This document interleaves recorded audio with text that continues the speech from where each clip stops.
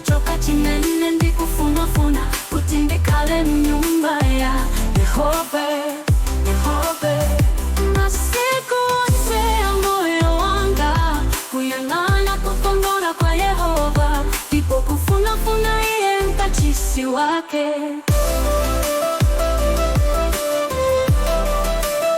Chimodzi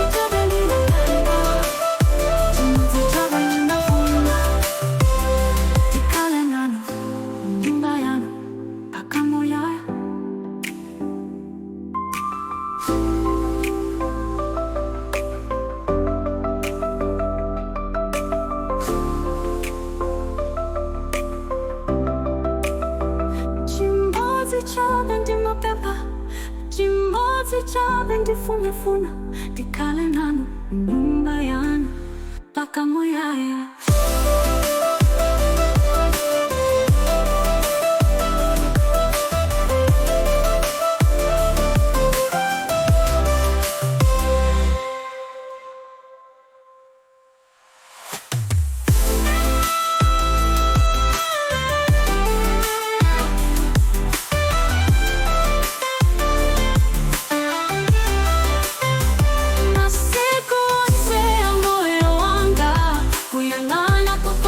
Kwa Yehova, ndipo kufunafuna iye mkachisi wake.